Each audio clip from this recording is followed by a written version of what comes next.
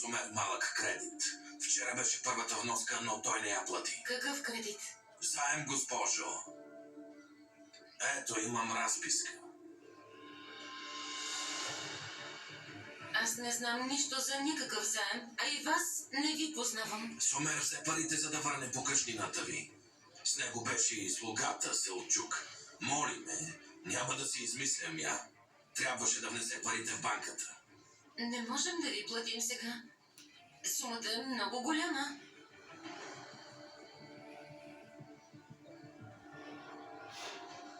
Колата. Чия е колата? Тюркян, с кого говориш, скъпа? С мен, госпожо, с мен. Сумер ми дължи пари. Не си покри вноската. Ела да се разберем.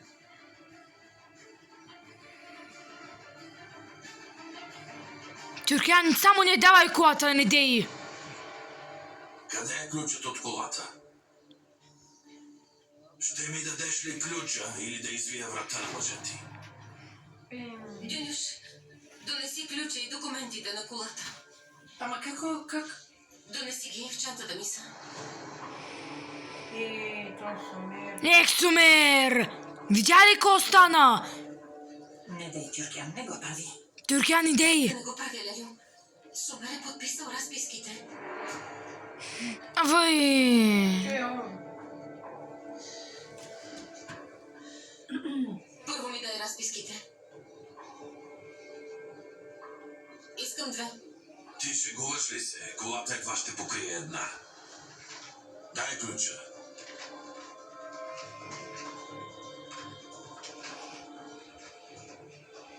Елате в офиса ми за прехвърлянето. Сумер знае адреса.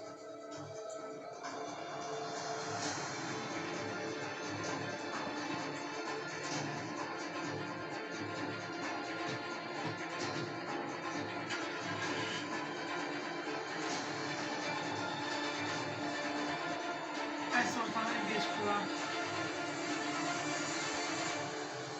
Ма тя е нейната кола!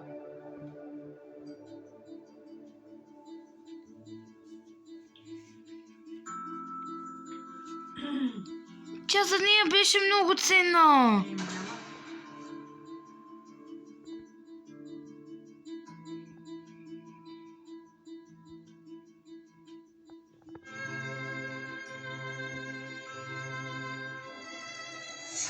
Да продадем моята кола.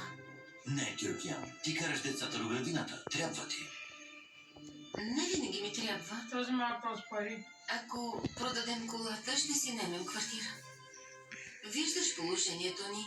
На майка ти е притеснено, децата и пречат.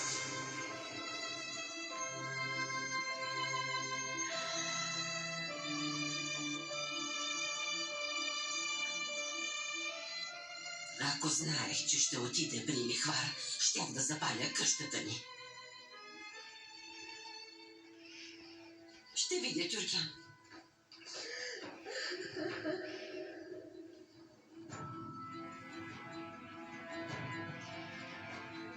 Ще ми забутваме.